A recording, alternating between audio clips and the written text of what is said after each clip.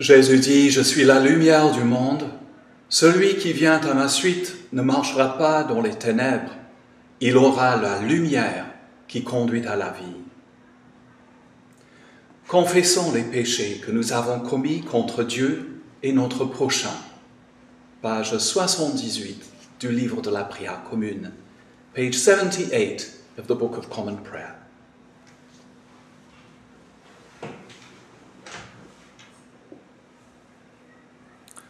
Ensemble. Dieu de miséricorde, nous confessons que nous avons péché contre toi en pensée, en parole et en acte, par ce que nous avons fait et ce que nous avons omis de faire. Nous ne t'avons pas aimé de tout notre cœur, nous n'avons pas aimé notre prochain comme nous-mêmes. Nous regrettons sincèrement ces fautes, humblement nous nous en repentons. Pour l'amour de ton Fils Jésus-Christ, prends pitié de nous et pardonne-nous. Alors ta volonté fera notre joie, et nous pourrons marcher dans tes chemins pour la gloire de ton nom. Amen.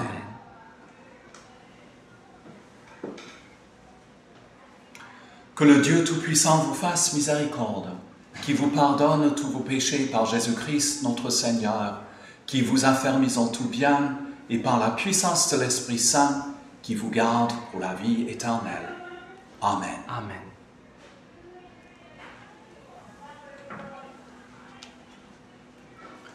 Dieu, viens à mon aide. Seigneur, à mon secours. Gloire au Père et au Fils et au Saint-Esprit, au Dieu qui est, qui était, qui vient, pour les siècles des siècles. Amen. Alléluia.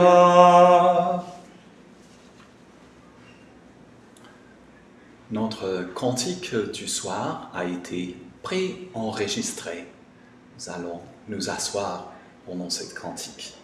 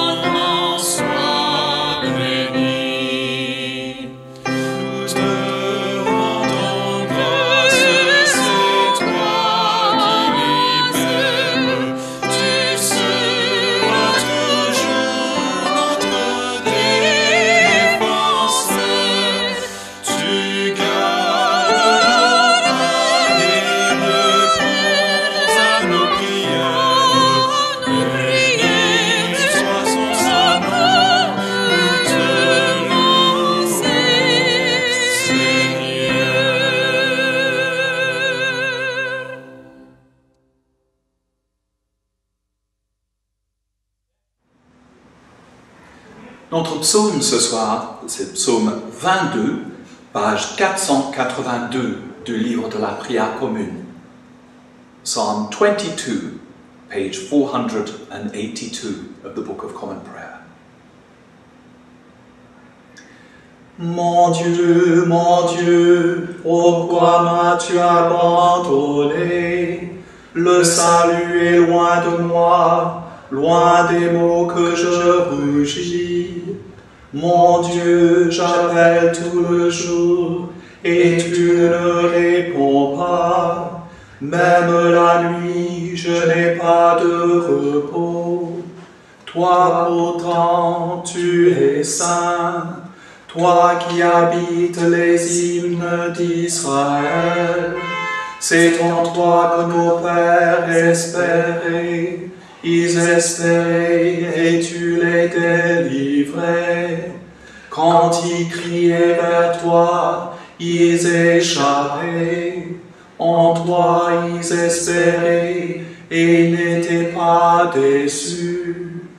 Et moi je suis un ver, pas un homme, raillé par les gens, rejeté par le peuple. Tous ceux qui me voient me bafouent, ils ricanent et hochent la tête. Ils comptaient sur le Seigneur qu'il le délivre, qu'il le sauve puisqu'il est son ami. C'est toi qui m'as tiré du ventre de ma mère, qui m'a mis en sûreté entre ses bras. À toi je fus confié dès ma naissance. Dès le ventre de ma mère, tu es mon Dieu. Ne sois pas loin, l'angoisse est proche. Je n'ai personne pour m'aider.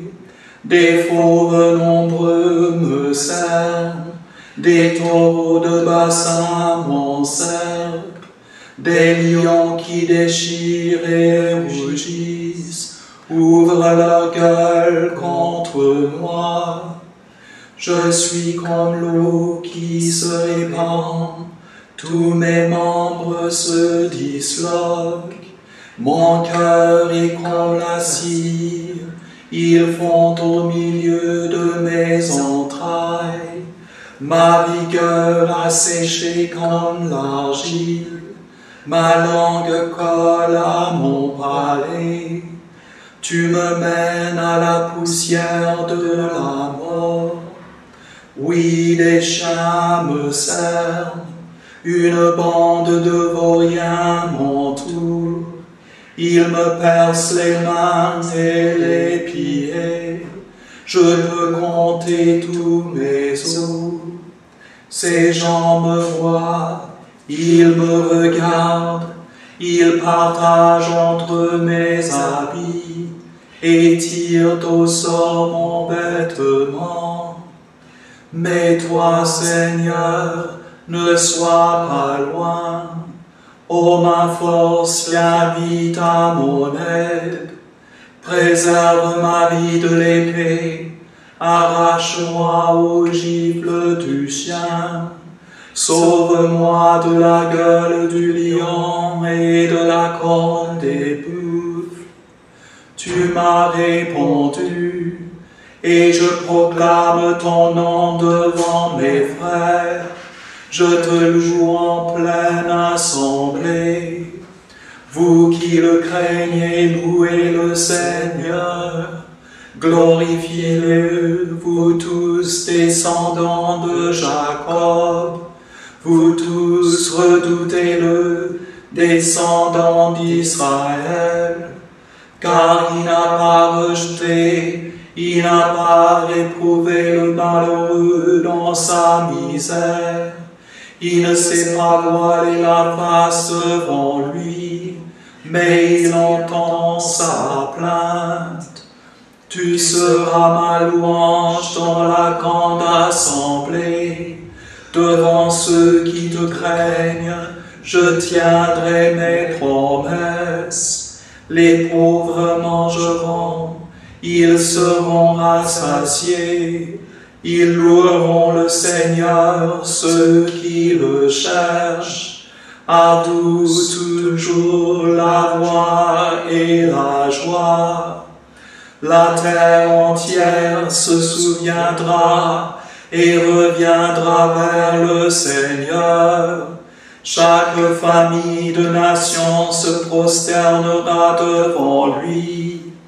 Oui, ô Seigneur, la loyauté, le pouvoir sur les nations. Tous ceux qui festoyaient s'inclinent, promis à la mort, ils plient en sa présence.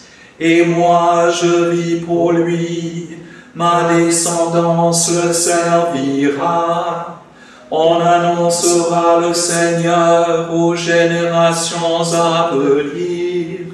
On proclamera sa justice au peuple qui va naître. Voilà son œuvre. Gloire au Père et au Fils et au Saint-Esprit, au Dieu qui est, qui était et qui vient, pour les siècles des siècles. Amen.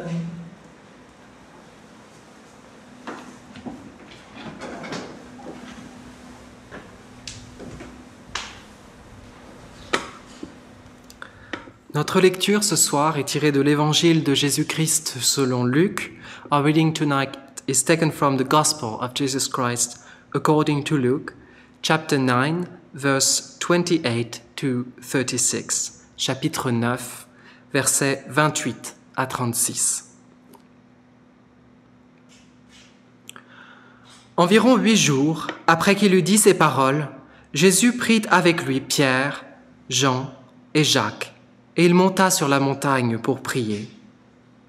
Pendant qu'il priait, l'aspect de son visage changea, et son vêtement devint une éclatante blancheur. Et voici, 2 hommes s'entretenaient avec lui. C'étaient Moïse et Élie, qui paraissaient dans la gloire, parlaient de son départ qu'il allait accomplir à Jérusalem. Pierre et ses compagnons étaient appesantis par le sommeil. Mais, s'étant tenus éveillés, ils virent la gloire de Jésus et les 2 hommes qui étaient avec lui. Au moment où ces hommes se séparaient de Jésus, Pierre lui dit, « Maître, il est bon que nous soyons ici.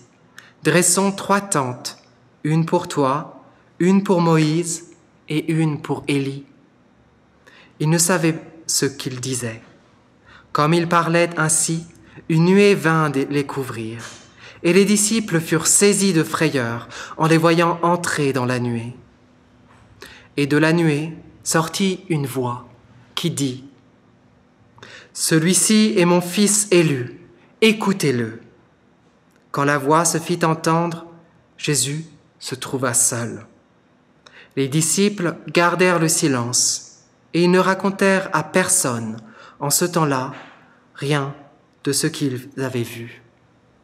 Ici se termine notre lecture.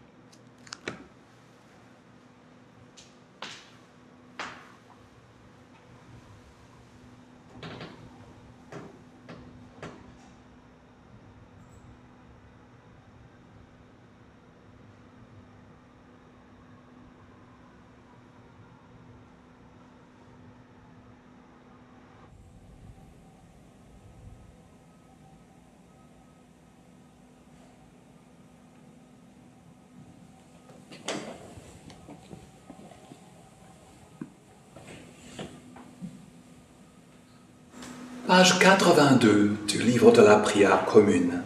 Page 82 of the Book of Common Prayer. Récitons ensemble le cantique de Simeon.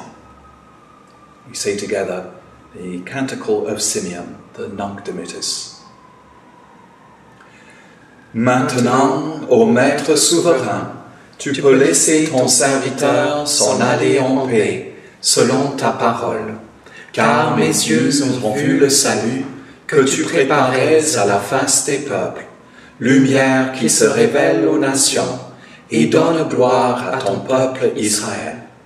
Gloire au Père et au Fils et au Saint-Esprit, pour les siècles des siècles. Amen. Je crois en Dieu, le Père Tout-Puissant, Créateur du ciel et de la terre, et en Jésus-Christ, son Fils unique, notre Seigneur, qui a été conçu du Saint-Esprit et né de la Vierge Marie, a souffert sous Ponce Pilate, a été crucifié, mort et a été enseveli, et descendu aux enfers.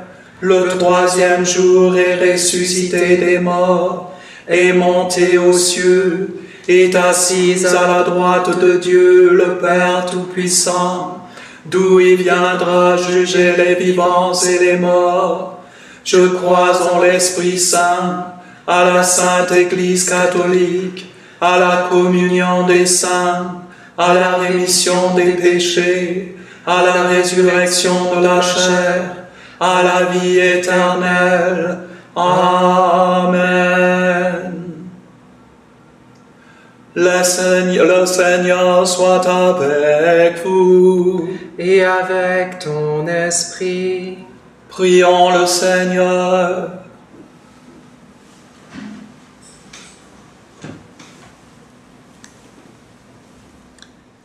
Notre Père qui es aux cieux, que ton nom soit sanctifié, que ton règne vienne, que ta volonté soit faite sur la terre comme au ciel.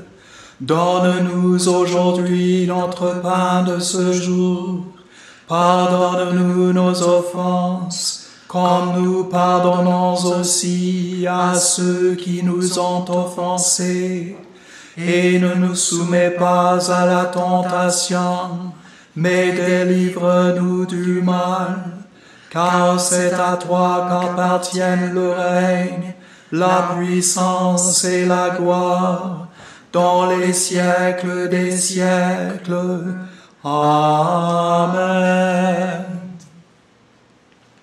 Fais-nous voir, Seigneur, ton amour, et donne-nous ton salut. Revête des prêtres de justice, que tes fidèles crient de joie. Donne la paix, Seigneur, à toute la création. Toi seul peux nous donner de vivre en sûreté. Seigneur, sois le gardien de cette nation. Et guide-nous dans les voies de la justice et de la vérité.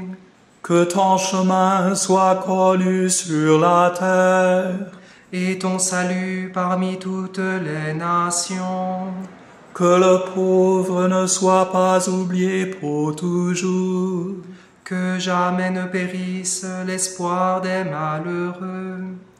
Crée en nous un cœur pur, ô Dieu. Que ton Saint-Esprit nous soutienne. Nous t'en prions, Seigneur, que ta grâce nous devance et qu'elle nous accompagne toujours, pour nous rendre attentifs à faire le bien sans relâche. Par Jésus-Christ notre Seigneur, qui vit et règne avec toi et le Saint-Esprit, un seul Dieu, maintenant et toujours. Amen. Seigneur Jésus-Christ, par ta mort, tu as détruit l'aiguillon de la mort. Accorde à tes serviteurs de te suivre par la foi, là où tu nous as précédés, que nous puissions à la fin nous endormir en toi et nous réveiller semblables à toi. Nous te le demandons au nom de ta tendresse. Amen.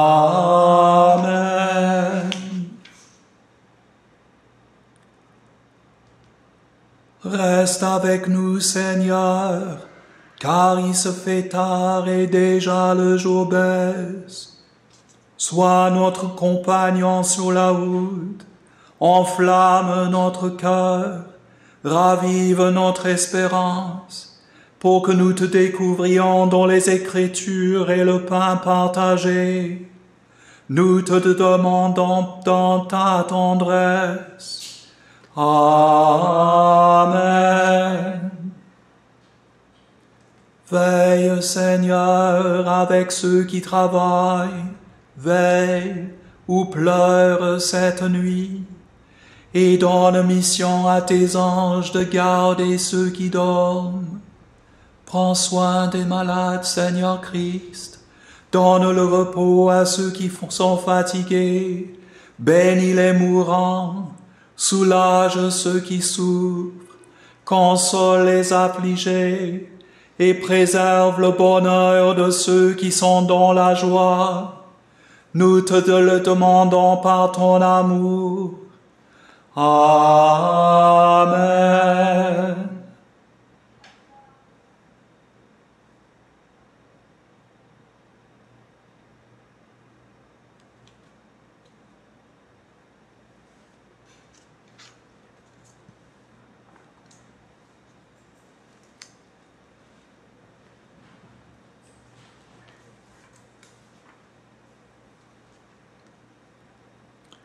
Soutiens-nous, Seigneur, tout le long du jour, jusqu'à ce que les ombres s'allongent et que vienne le soir, quand le monde agité fait silence, qu'on s'arrête la fièvre de la vie, quand notre œuvre est accomplie. Accorde-nous alors, dans ton amour, un logis sûr, un repos sain et enfin la paix. Amen.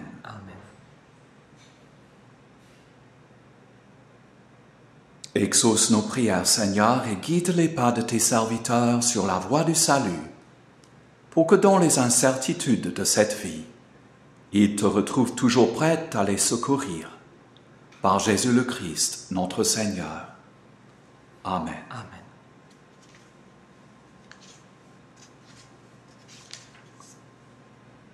Page 88 du livre de la prière commune, page 88.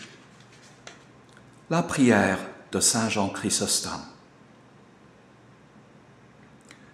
Dieu Tout-Puissant, toi qui nous as accordé la grâce de t'adresser d'un cœur unanime notre prière commune, tu as promis par ton Fils que lorsque 2 ou 3 se réuniraient en son nom, tu serais au milieu d'eux. Comble maintenant, Seigneur, nos désirs et nos vœux, selon ce qui nous est utile. Donne-nous en cette vie la connaissance de ta vérité, et dans le monde à venir, la vie éternelle. Amen.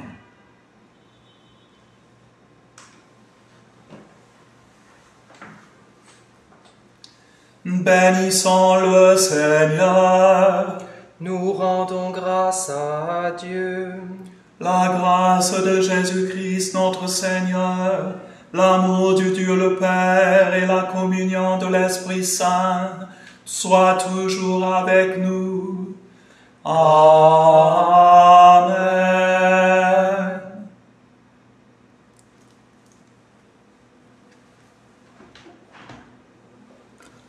Bienvenue ce soir à la prière du soir. Voilà, on peut s'arrêter maintenant, je crois.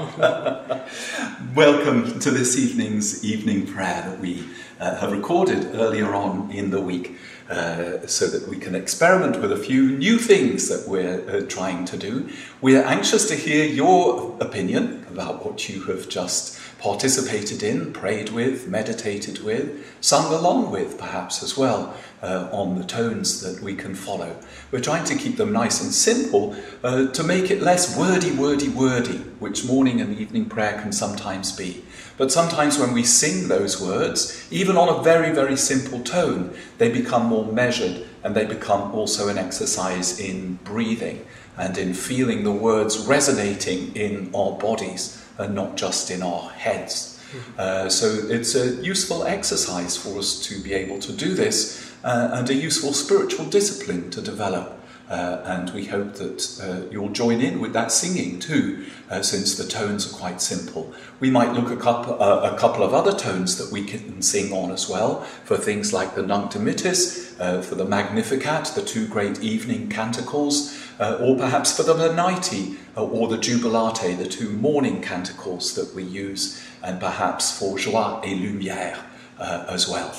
I have nothing much else to add this evening, apart from the fact that Joris has got a reading for us, Thank you to everybody who's been involved in producing and preparing this contemplative and musical evensong, to Fred, obviously, to Joyce, also to Pokey, who played the piano, I think, for us, and to Cynthia as well for her singing and her beautiful descant. God bless you, have a wonderful weekend, and looking forward to seeing you all on Sunday. God bless, and peace be with you.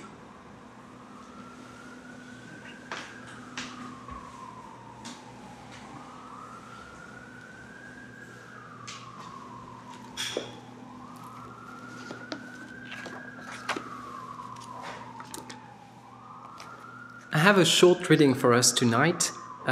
It's a reading associated, it comes from the Daily Office, readings for the Daily Office from the early church, and it's the one associated to Proper 23rd that we're in at the moment. So it's a reading from a sermon of Gregory, Bishop of Nyssa, it was around 394. In our human life, bodily health is a good thing, but this blessing consists not merely in knowing the causes of good health, but in actually enjoying it. If we eulogize good health and then eat food that has unhealthy effects, what good is our praise of health when we find ourselves in a sick bed? Similarly, from the Lord's saying, "Blessed are the pure of heart, for they shall see God," we are to learn that blessedness does not lie in knowing something about God, but rather in possessing God within oneself. I do not think these words mean that God will be seen face to face by the one who purifies the eye of the soul. Their sublime import is brought out more clearly, perhaps, in that other saying by the Lord. The kingdom of God is within you. This teaches us that those who cleanse their hearts of every created thing and every evil desire will see the image of the divine nature in the beauty of their own soul. I believe the lesson summed up by the word in that short sentence, that is, you have within you a desire to behold the supreme good. Now, when you are told that the majesty of God is exalted above the heavens, that his glory is inexpressible, his beauty indescribable, and his nature transcendent, do not despair because you cannot behold the object of your desire. If, by a diligent life of virtue, you wash away the film of dirt that covers your heart, then the divine beauty will shine forth in you. Take a piece of iron as an illustration. Although it might have been black before, once the rust has been scraped off with a whetstone, it will begin to shine brilliantly and to reflect the rays of the sun.